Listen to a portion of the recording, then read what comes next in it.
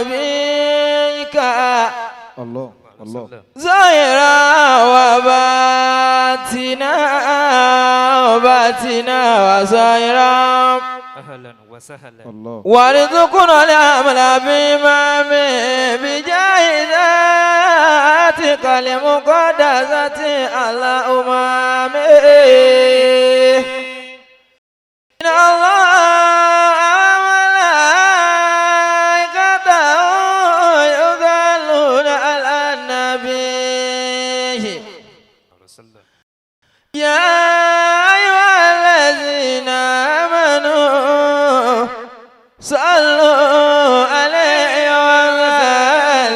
وسلموا تسليما ولقد آتينا لقمان الحكمة أن اشكر لله فما يشكر بينما يشكر نفسه وما كفر بين الله غني أميبا دار رجال أهننا بعون الله بعون وكونوا عوننا بالله نبي لشيخ مرابي لكمانا ولي علم بايم رئيس القوم لكمانا صبي الله مرشدنا منير الدين لكمانا وأنت جئت بالعلم بكل جهال لكمانا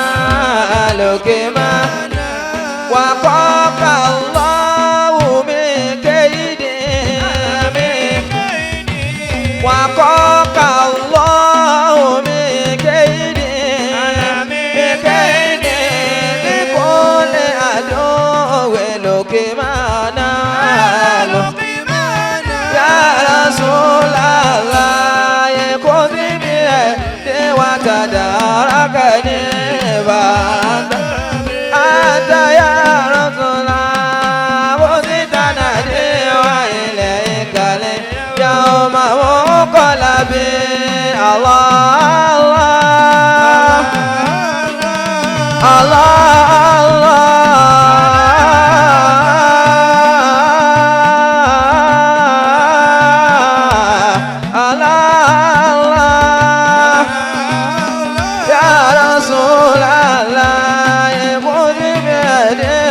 تداركني فأتبي اللهم صل وسلم على سيدنا محمد بلية صلاة ترضيك وترضيه وترضى بيانا وترضينا وعلى آله وصحبه رحمتك يا أرحم الراحمين آمين آمين يا الله. kí n tó bẹ̀rẹ̀ wá sí mo fẹ́ gbogbo yín ẹ san gbèsè tẹ́ jẹ wọ́n dákọ̀ ànẹ́bí wọ́n kí ànẹ́bí sallallahu alaihi wasallam ẹ nàró lẹ́ẹ̀kan náà ẹ nàró lórí ẹsẹ̀ wa báńkì ànẹ́bí lẹ́ẹ̀kan sí ká mọ̀ bóyá àwọn tó wá bí olólùfẹ́ ànẹ́bí ni wọ́n.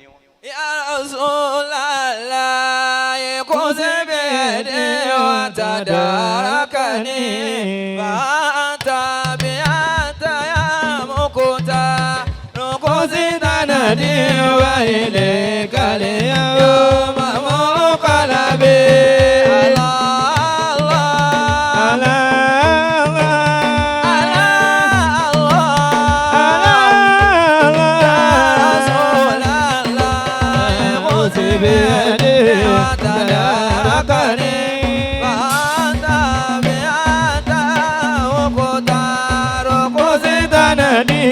إليك اليوم منقلبي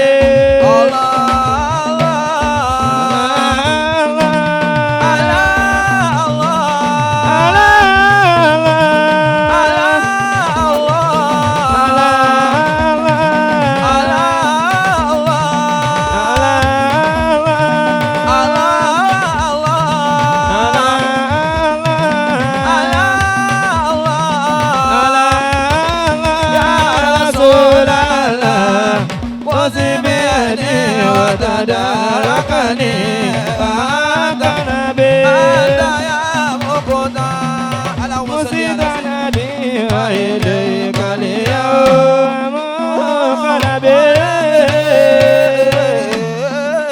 ẹ jókòó torí Ọlọ́run. Allah.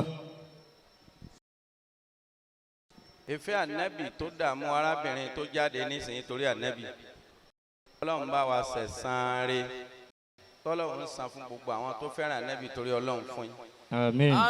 àti gbogbo ẹ̀yin tẹ́ wà ń jókòó lẹ̀ náà nam ìní gbà yín ní àkókò mo wá sanjọ́ níhìn lónìí ni àmọ́ kí n tó tẹ̀síwájú mo kí ọmọ ìyá mi Sauty Arẹwà àwọn lọ́wọ́ yàtọ̀ ó. Ọlọ́run ṣèdánwò ráńpẹ́ fún yín ẹ sì páàsì tó bẹ́ẹ̀ pẹ́ bá kọrin síwájú kí n tó ṣe wá sí ni àbá máa sọ pé orin tẹ́ni yìí ń kọ orin ayé ni kò kọrin súnà kò kọrin tọ́lọ́. mo fẹ́ wo bóyá náà yẹn àtọ́lọ́hún tánjú ẹ sì ju stiarin ilẹ̀ fọlọ́hún.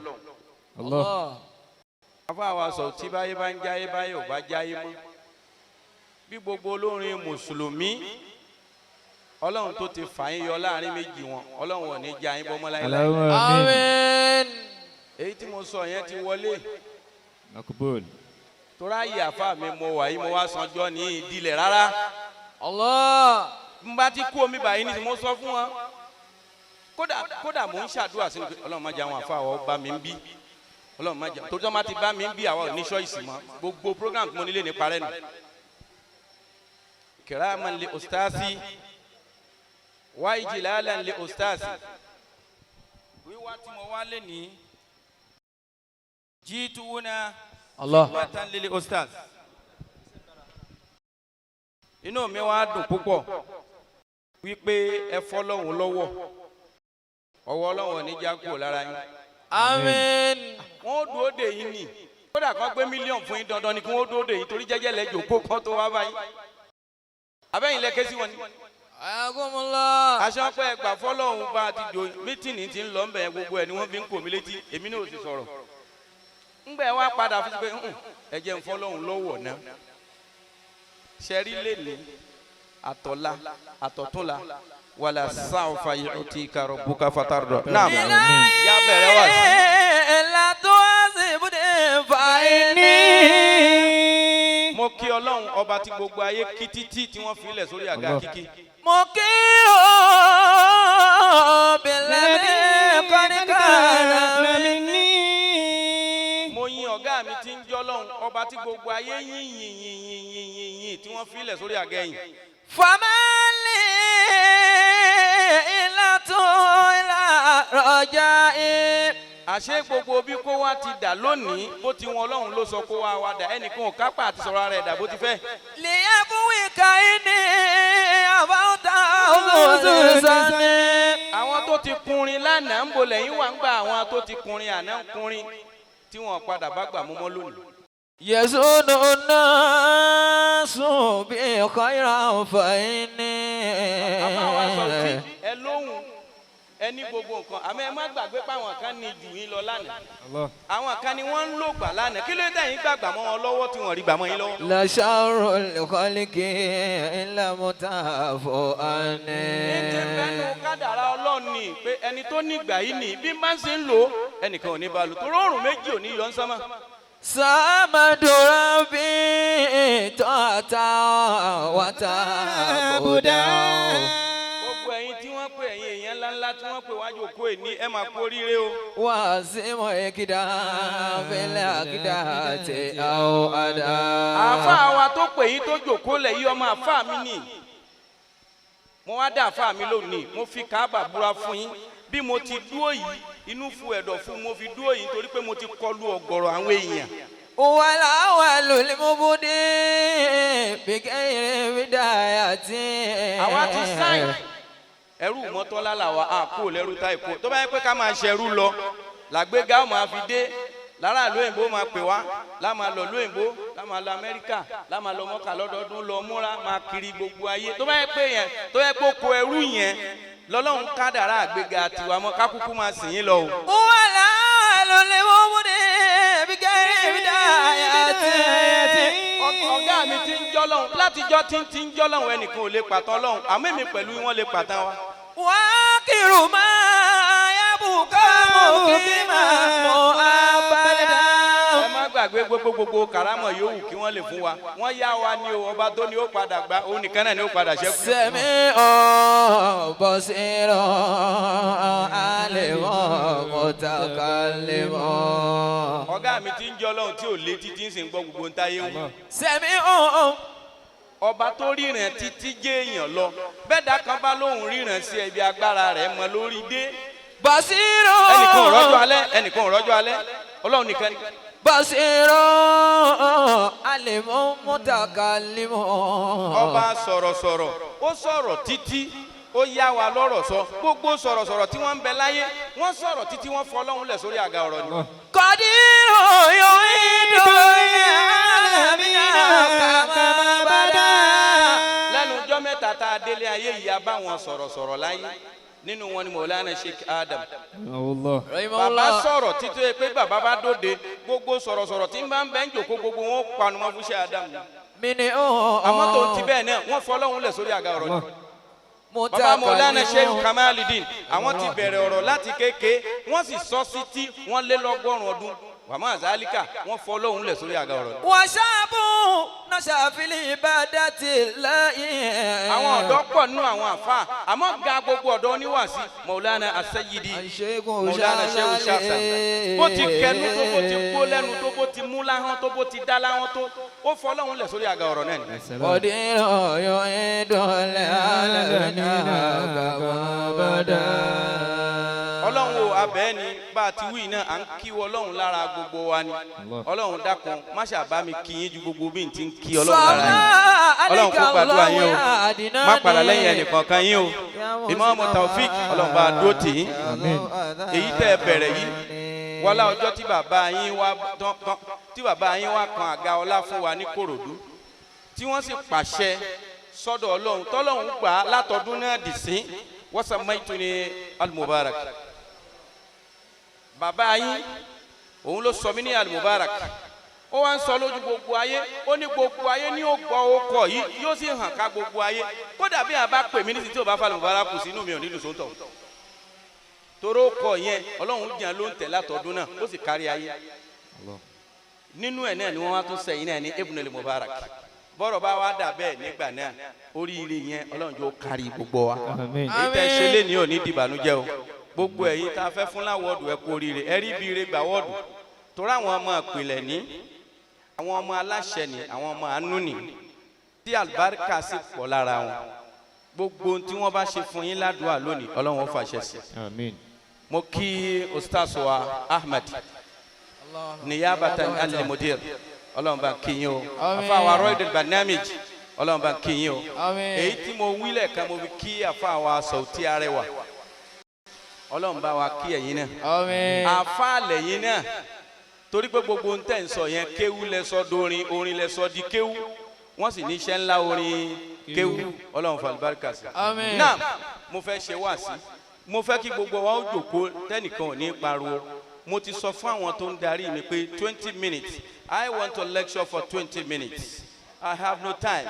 I came purposely because of my spiritual father, my spiritual godfather, Maulana Sheikh Muhammad Isa Imatola Ardiwani Al-Ahmadi. That is the reason why I came here.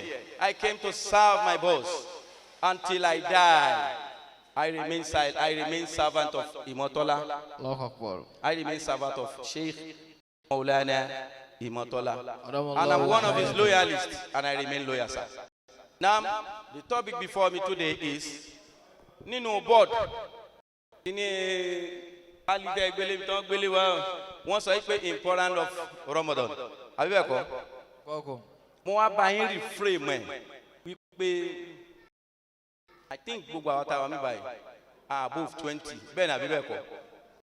13 Gawe for donkey years. Latin Gawe. Is that not so? Latin Gawe to told me. Ó ti pẹ́ gbogbo ẹ̀yin tẹ́ above 50, 40, 60 ẹ wo iye ọdún tẹ̀ntì gbà ẹ mọ àǹfààní tí Ramadan náà ṣe fún wa àfi mùsùlùmí tó ń ṣẹ̀ṣẹ̀ bí tí ò tí ì lajú ló máa lóhùn ò tí ì gbọ́n pa Ramadan àbí tó ń ṣẹ̀ṣẹ̀ wẹ̀ sí Islam ṣùgbọ́n àfa ròyìn dáadáa tí gbogbo ń ṣe àfa lè ṣe dáadáa gan wọn aláwọn fẹ́ kí n tó fi kún bẹ́ẹ̀ pé ẹni bá ṣe dáadáa kí lè sàn kẹ́ ẹ lè mọ̀ pé gbogbo ń tẹ́ ṣe fún àfa wa wọn iṣẹ́ alájẹsẹ́ lájẹsẹ́kù ni wọn. ìdí ọ̀rọ̀ mi ni mo wá pè ní how to maintain Ramadan momentum.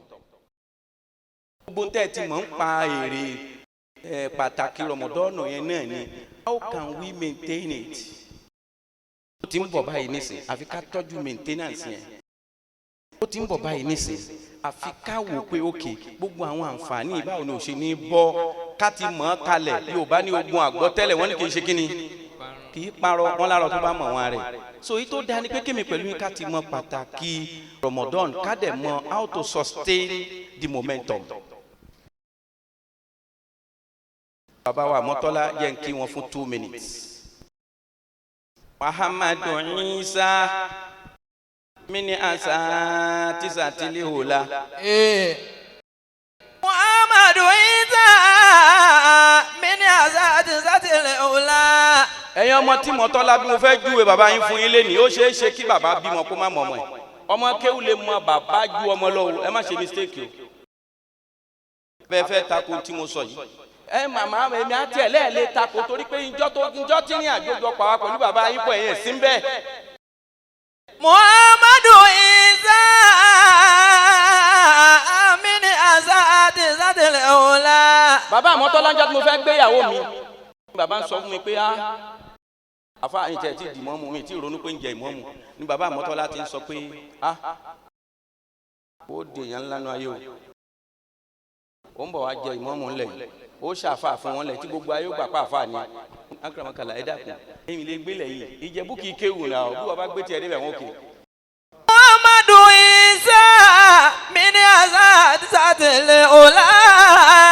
Ìmáàmù Taofik ẹ wà ń bẹ̀ gbà ní ṣe wà ń bẹ̀ ṣé àmọ̀ ṣe wà ń bẹ̀ ṣé mo parọ́ nísìnyí bàbá wa rẹwà ṣé wọ́n wà ń bẹ̀. ọmọ kéwàá máa mọ àfáàjù ọmọ bíbí inú lọ ń gbà mí o. Muhammadu Isa. ó wá pọ̀ bẹ́ẹ̀ bàbá Mọ́tọ́lá patú lójú tèmi tí mo fi gbà pẹ́hùn ilé yín ní kù sí. Muhammadu Isa mini asa tisatili hula.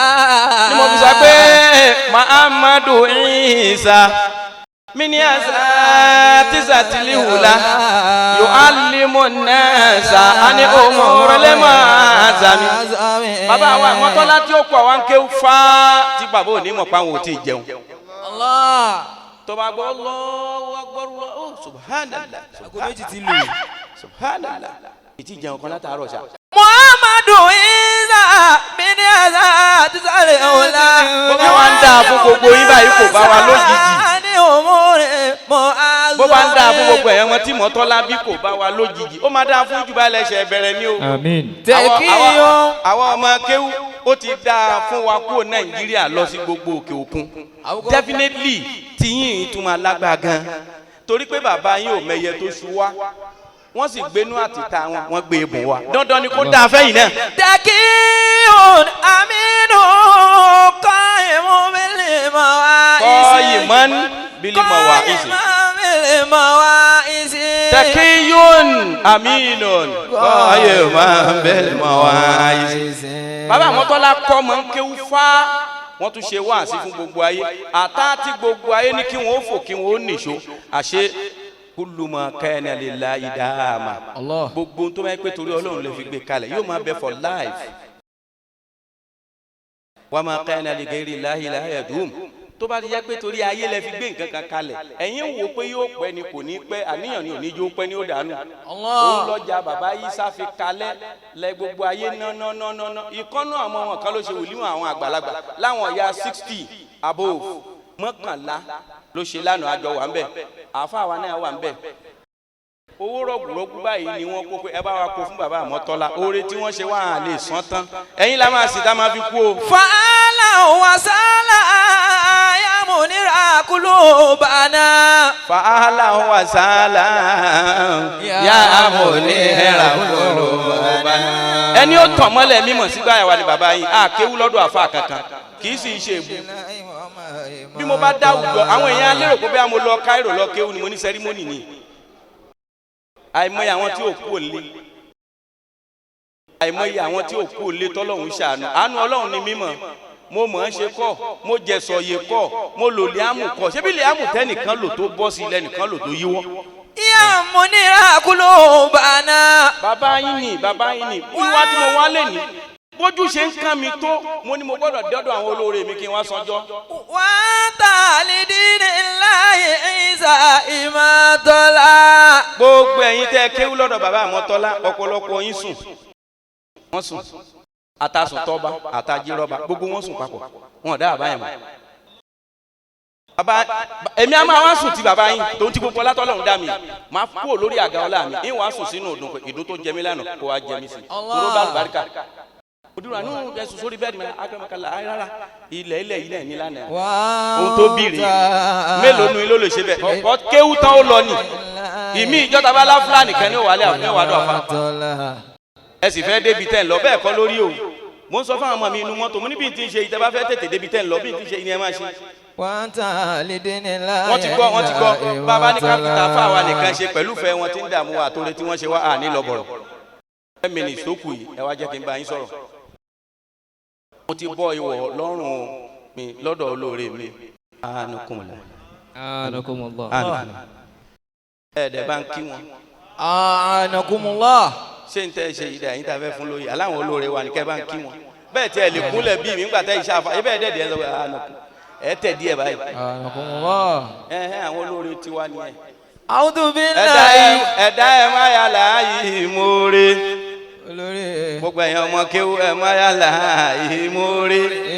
ẹ̀fọ́rẹ́ sọ̀rẹ́ fọlọ́rẹ́ lásìkò kínú olóore kó lè bá a dùn. mo bẹ̀ yín ẹ̀ má yà láàyè ìmoore. wọ́n ti gbọ́. Now, what is the meaning of Ramadan? kí là ń pè ní Ramadan? Ramadan ju bẹ́yìn ṣe ń wò lọ. Ramadan oṣù kan ni tó ṣe pé gbogbo oṣù méjèèjìlá tá ń lò láyé Ọlọ́run sọ́dọ̀ba gbogbo oṣù sọ́dà pàṣẹ gbogbo oṣù ó wá kún kẹ́kẹ́ fún ìkẹ́ àtàánú àrísìkí ń bẹ́ńbẹ́ àánú ń bẹ́ńbẹ́ ìyọ́nú ń bẹ́ńbẹ́ ibẹ̀ lọ́lọ́run tọ́jú gbígbàdúrà gbogbo ayé àtọ̀run sí ibẹ̀ lọ́lọ́run tí máa lo múbàdílù rẹ̀ yóò bàdálà ìgbésí ayé olórí ibú yóò sọ di dáadáa yóò bàdálà ìgbésí ayé olòṣì yóò sọ dọlọ́rọ̀ gbogbo ń tẹ́ bá wá béèrè ń bẹ̀ dandan ní kọ́lọ́hún ó ṣe. nínú mi ní lọ jìnnà àwọn àǹfààní wo Ramadan ṣe nù ìgbésí ayé wa. Number 1, Ramadan fún wa ní kúrìbù ó máa wà pẹ̀lú Ọlọ́run kan náà ó máa wà pẹ̀lú àwọn màláíkà dìkan náà ohun tó sì fa sábàbí ẹni pé jọ́dọ̀ Ọlọ́run fẹ́ dá wa lákọ̀ọ́kọ́ àwọn màláíkà lọ́lọ́run ò gbọ́dọ̀ dá wa wọ́n wá ń ṣe fáàrí sọ́lọ́run pé àwa tá à ń gbààwẹ̀ tá a fìgbà kọ̀ọ̀kan jẹun àwa tá a fìgbà kọ̀ọ̀kan súnmọ́bìnrin àwa tá a kú lórí irun àwa tó yẹ pé gbogbo ìgbésí ayé wa ti wọ́ Ọlọ́run ní àtúnràn kankan míì wọ́n tó ju ti wọ́ Ọlọ́run lọ ṣáwọn tí ó máa para wọn yìí àwọn olórí bú.com yìí ló fẹ́ dá tí wọ́n wàá baṣẹ́ wa jẹ́ lọ́dọ̀ Ọlọ́run Ọlọ́run ní a'lamu ma la ta'lamun mo mọ̀ ń tẹ́ mọ̀ o Ọlọ́run wá ní ká gbààwẹ̀ ṣe rí gbogbo ọjọ́ tá a bá gbààwẹ̀ yẹn tá a fi bí panu Ọlọ́run ó wá pé gbogbo àwọn màláíkà alẹ́yìn màláíkà fáàrí ìjọsí tẹ́ ẹ ṣe pé ẹ̀yin kì í jẹun ẹ̀yin kì í mu àwọn wọ̀nyí àwọn náà ò jẹun ò mu kí ni ìyàtọ̀ láàrin ẹ̀yin pẹ̀lú wọn. Allah. ẹ pariwo Ọlọ́run. Allah.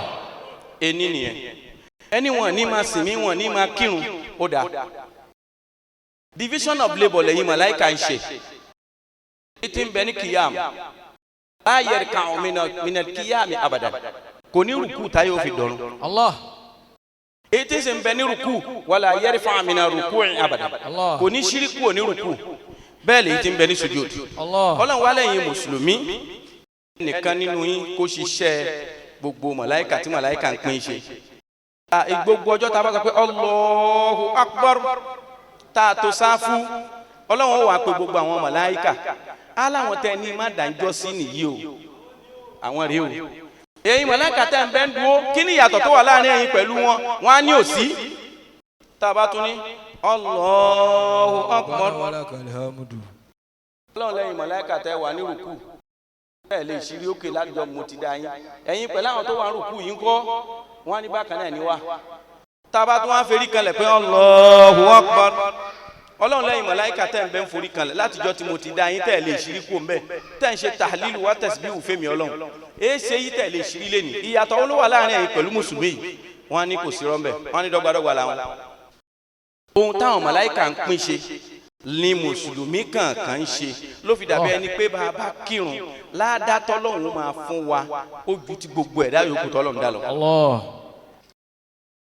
náà àwọn àǹfààní wo la máa rí inú Ramadan number 1 Ramadan máa jẹ́ ká súnmọ́ Ọlọ́run Ramadan máa jẹ́ ká ṣe kíni súnmọ́ Ọlọ́run ẹ̀rí pé tó bá di inú Ramadan àtolórí ibú àtolórí ire gbogbo alamado lórí ire papọ̀ mọ́ṣáláṣí wa kún àkúnfàyà nínú àṣẹ tó ń bẹ ní Ramadan náà ni bẹ́ẹ̀ bá pe wáàsí nígbà Ramadan gbogbo ayé fẹ́ tán síbẹ̀ o ẹ pe wáàsí ordinary day ẹ̀ nírẹ́ nìkan nínú iṣẹ́ tí Ramadan wa ṣe ni Ramadan wa sórí ilẹ̀ láti wá tún ayé ṣe we are spiritually dead قبل مجيء Ramadan before the advent of Ramadan we are spiritually dead morally dead absolutely gbogbo ala ti kú báyìí nísìnyí àti kú sára Ramadan ni revival tó máa revive wa Allah Ramadan máa padà ó máa fún wa ní spiritual rebirth á sọ wá di àtúnbí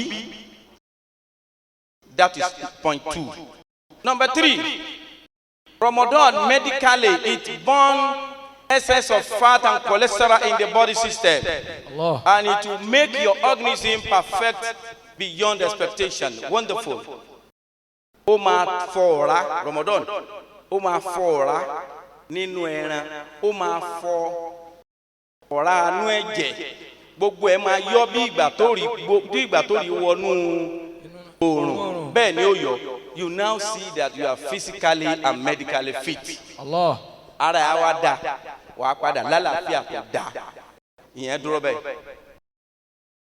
Ramadan promote our economy. Economic system wa máa wà more advanced and excel. Kí ló fà ní pé iṣẹ́ máa pọ̀ gbogbo àwọn ìyá oníyà tí ò rówó oúnjẹ jẹun èyí tó máa tọ́sán máa wà ń bẹ̀ èyí tó máa ta mọ́mọ́ yìí máa wà ń bẹ̀ ó máa promote economy nínú iṣẹ́ tí Ramadan náà ṣe nìyẹn. Ramadan gbogbo iléeṣẹ́ ọtí ni o ilé ṣìnẹ́ ni o nkankan ni o ẹ̀rù á create fear sínú gbáyà wa ọ̀mùtí àfọtílẹ̀ oníṣìnà á fi ṣìnẹ́ lẹ̀ nínú àwọn àǹfààní tí Ramadan ṣe kí ni tó ṣe fún wa nìyẹn.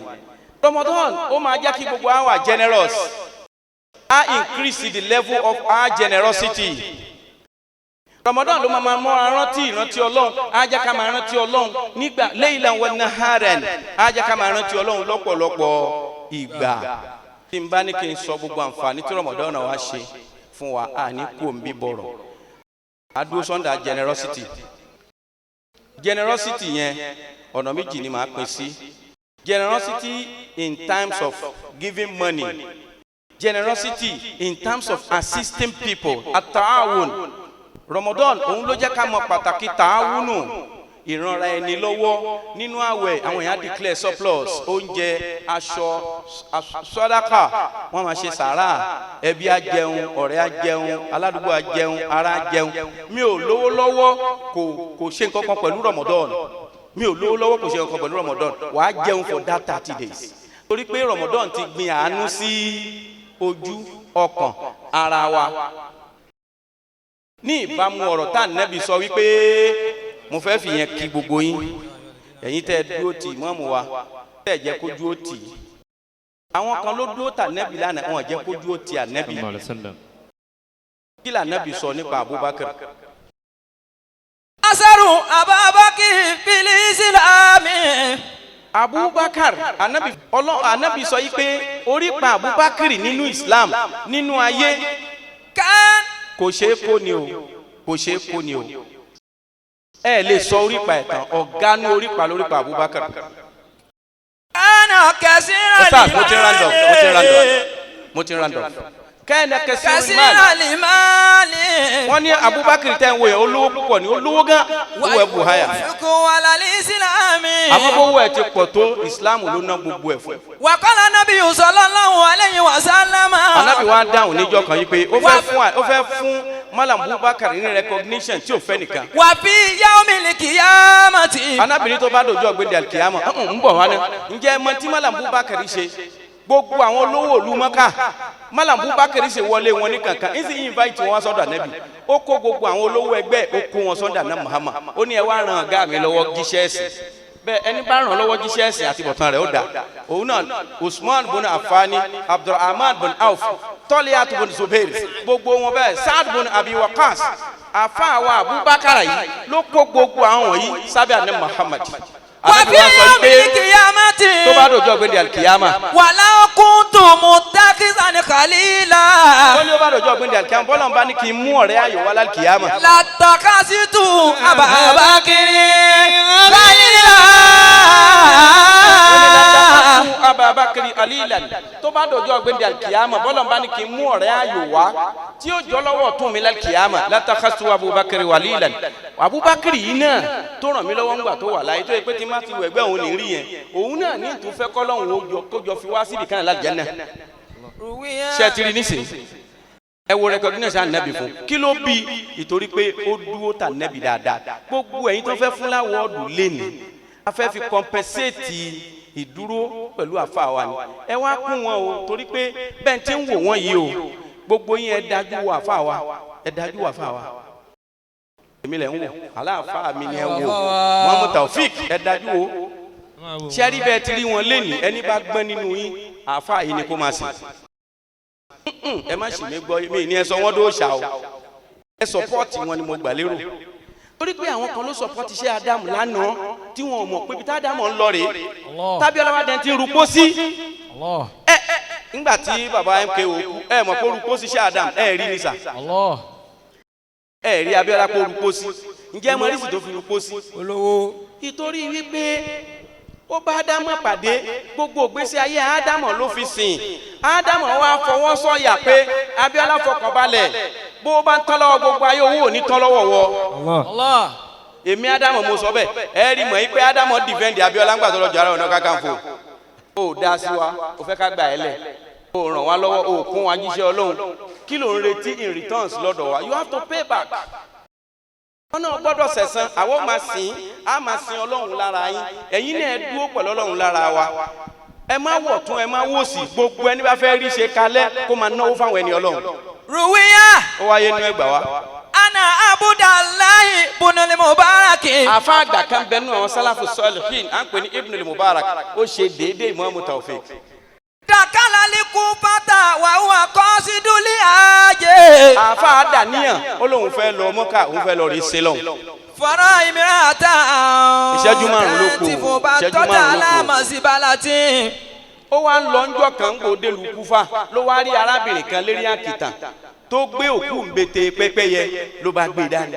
Fawakọ̀ fi nafsi ana maitatun. Ibnul Mubarak wá wò pé ẹ gbọ́dọ̀ òkú ńbete mi ò gbọ́. Fawakọ̀ fi nafsi ana maitatun. Ibnul Mubarak wá wò pé òkú ńbete pẹ́pẹ́yẹ rèé lórí àkìtàn kí ni problem tó mọ obìnrin yìí ní tó lọ gbé kinní lórí àkìtàn kí ni ìṣòro ẹ̀. Fawakọ̀ fàlẹ́yà àkọọ́lá àlá. Ibnul Mubarak bá súnmọ́ arábìnrin náà wakọ̀ lálá ló bá sọ fún pé ìyá ṣé ò sí.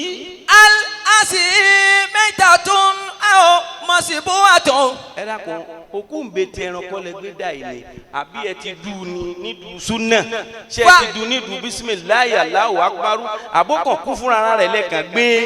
Faqalati maitatun wa uridu akula ana wa iyale.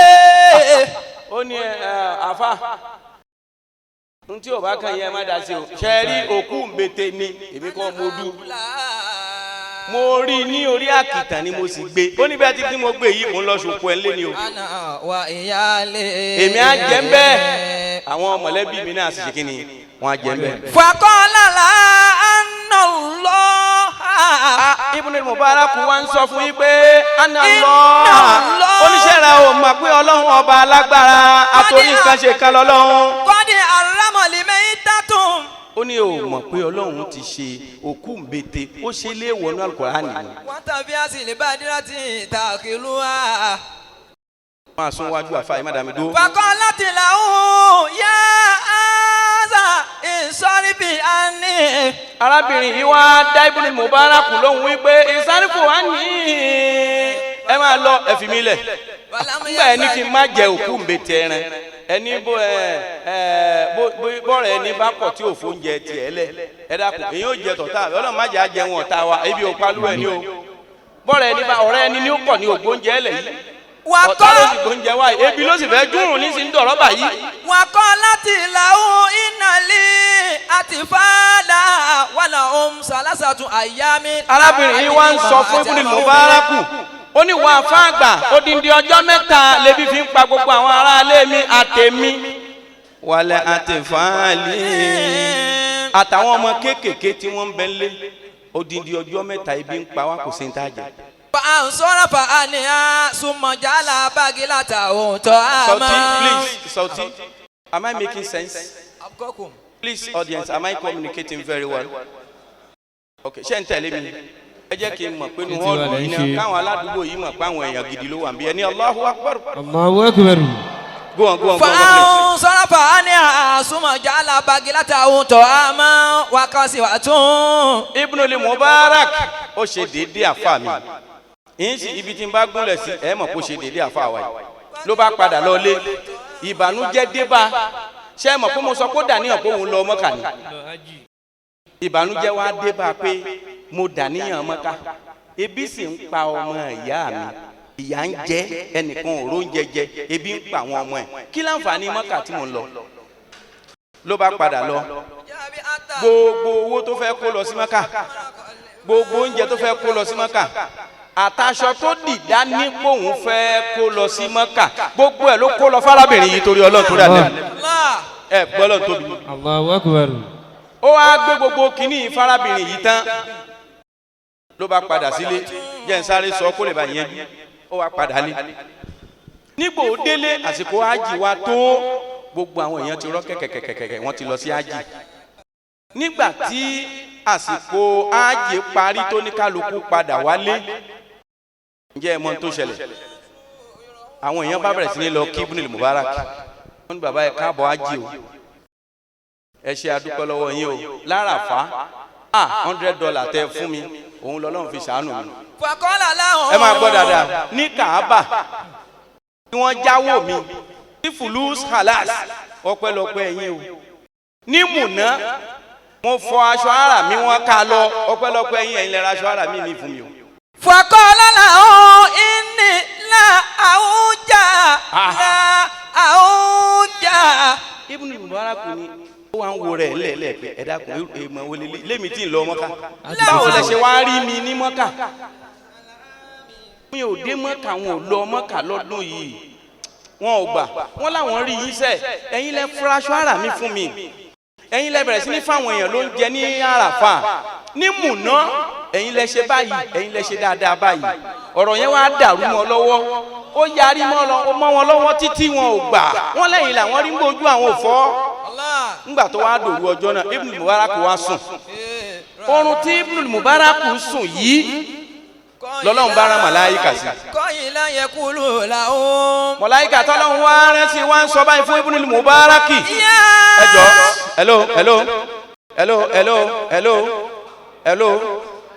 hello ẹ̀yin ló ń jẹ. kb ẹ wá ẹ má dara yín láàmú ẹ mọ̀ tó ṣẹlẹ̀ gbogbo àwọn tó jókòó yìí wọ́n ń ṣe lébi àtòtílétà ni wọ́n ṣe rọrọ tí mò ń sọ yìí ó wúlò ju ń tẹyẹ fẹ́ fún wọn yẹn lọ èmi inú wọn ò ń jẹ gbogbo ìtẹ kó lẹ ẹ jẹ́ ń pariwo àsínà kẹ máa fáwọn yẹn ló ń jẹ náà. yakulu lahu ya Abudalahi. jẹ́ ń sọ ìtókù ní Yorùbá Ibn al-Mubarak ó wá sùn lójú oorun ló bá lálà àlá tó lá ló wá padà wá rí i wípé màláíkà wá yọ sí pé ìwọ náà ni wọ́n ń rí o ìwọ ló ṣe dáadáa sí wọn Mẹdínà o ìwọ ló ṣe dáadáa sí wọn ní Mùná o ìwọ ló fún wọn lóúnjẹ l'Árafá o nítorí pé èmi màláíkà yìí ana malaikatullah màláíkà Ọlọ́run ni mí o Ọlọ́run dáadáa tó o ṣe yẹn sàárà tó o ṣe Ọlọ́run fi mí dá màláíkà ni o Allah mo wá ṣe hájì yìí lórúkọ rẹ àwòrán rẹ ni mo gbé wọ̀ ni mò ń fi ń ṣe gbogbo dáadáa yìí lórúkọ rẹ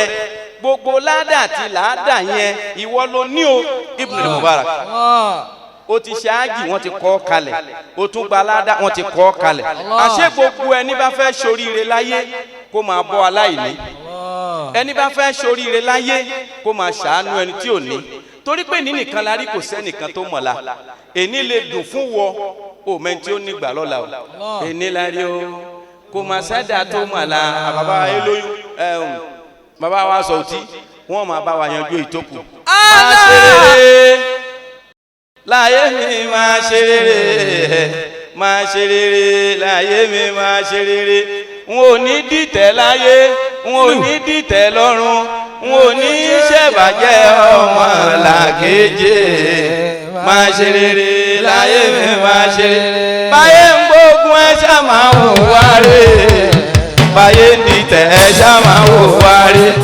àbọ̀ ń pọ̀ wá bá oníṣẹ́ ó ti dá mi lójú iṣẹ́ ọwọ́ ẹ̀dá ni ó gbẹ̀dá là máa ṣe rere láyé mi máa ṣe rere máa ṣe rere láyé mi máa ṣe rere máa ṣe rere láyé mi máa ṣe rere n ò ní dìtẹ̀ láyé n ò ní dìtẹ̀ lọ́run n ò ní ṣèbàjẹ́ ọmọ làkejì máa ṣe rere láyé mi máa ṣe rere báyé gbógun ẹ ṣá máa wò wá rè ẹjọ́ mo fẹ́ kí gbogbo yín ó dìde lẹ́ẹ̀kan náà ẹjọ́ orin tí mò ń kọ yìí báyé gbógun ẹ ṣá máa wò wá rè báyé nìtẹ̀ ẹ ṣá máa wò wá rè àbọ̀ ń bọ̀ wá bá oníṣẹ́ ó ti dá mi lójú iṣẹ́ ọwọ́ ẹ̀dá ni ó gbẹ̀dá là máa ṣe rere láyé mi máa ṣe rere máa ṣe rere láyé mi máa ṣe rere